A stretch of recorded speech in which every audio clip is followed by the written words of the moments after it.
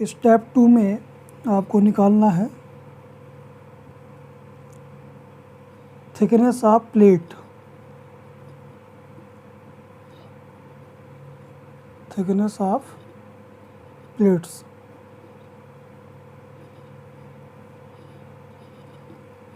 तो इसमें चूँकि टैंक जो था वो सिलेंड्रिकल विद हेमिस्फेरिकल था, तो इसमें दो पार्ट हैं, सिलेंड्रिकल और हेमिस्फेरिकल। तो नंबर ए में हम निकालेंगे सिलेंड्रिकल पोर्शन के लिए। तो थिकनेस ऑफ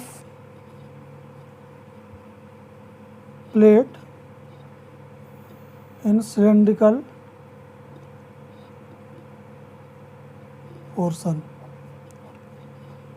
इसके लिए फार्मूला होगा आपका T = 9.81 into H into D upon 2 eta sigma AT।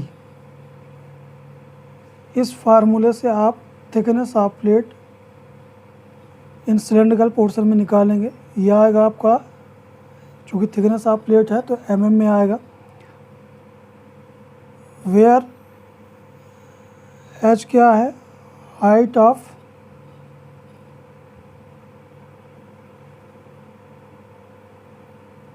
Cylindrical portion of tank in metre, and D है आपका diameter of tank in metre. इसमें आपको ध्यान में ये रखना है कि H और D जो है, height and diameter of tank, दोनों मीटर में है।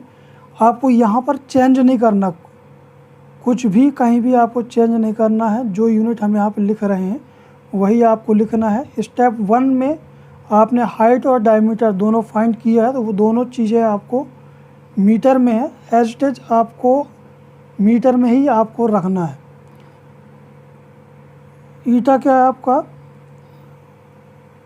यह है इफ़िशियंसी ऑफ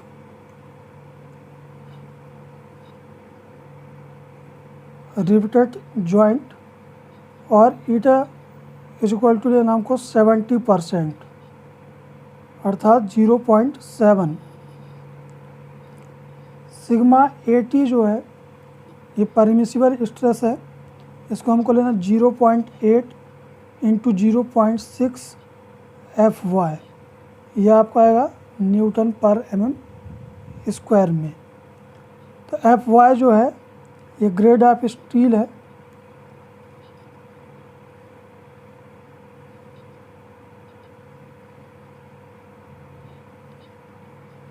तो यहाँ से आपको सिग्मा AT कैलकुलेट कर लेना है। अब इस फार्मूले में हमको ये Nm/mm² में है, ये मीटर में है, ये भी मीटर में है, तो हमको कहीं भी चेंज नहीं करना है क्योंकि ये कन्वर्टेड फार्मूला है। इसका डिटेल डेरिवेशन हमने डिज़ाइन कॉन्सेप्ट में के नाम से पहले ही इसकी ट्यूटोरियल जो है अपलोड कर चुके हैं। तो डिटेल्स के लिए आप उसको जाके एक बार ज़रूर देखें तो क्लियर हो जाएगा।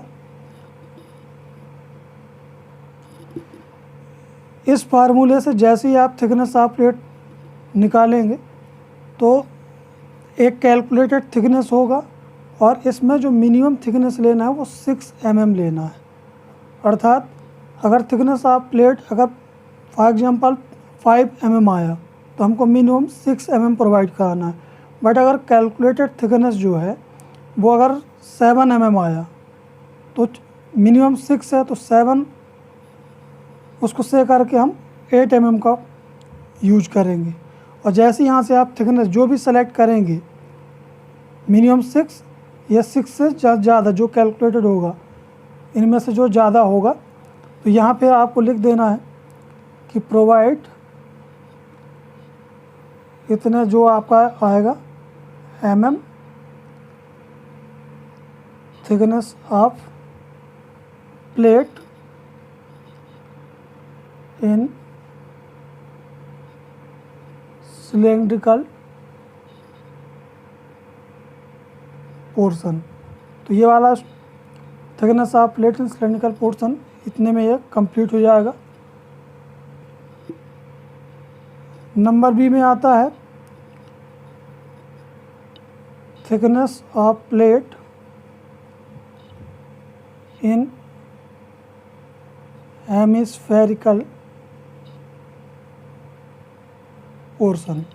तो इसके लिए T S thickness of hemispherical portion is equal to, ये होगा 9.81 H plus D by two into D by two upon 2 eta sigma 8t। Eta same part A का है, सिग्मा 8 भी पार्ट ए जैसे वही करना है। एच और डी डायमीटर ऑफ टैंक है। तो इस फार्मूले से आप thickness of plate for hemispherical portion find कर पाएंगे। यहाँ भी आप जो कैलकुलेट करेंगे इसमें भी आपको मिनिमम 6 mm लेना है। तो जो इनमें से ज़्यादा हो वहाँ पे आप उसी को सेलेक्ट करेंगे और यहाँ पे लिख देंगे provide T S is equal to, जो आपका आएगा thickness of plate in hemispherical portion. तो इस प्रकार से आप थिकनेस ऑफ प्लेट निकालेंगे। तो थिकनेस ऑफ प्लेट में आपको दो पार्ट है, एक सिलेंड्रिकल का और एक हेमिस्फेरिकल का। तो ए और बी हमने दोनों को अलग अलग फार्मूले में बताए हैं।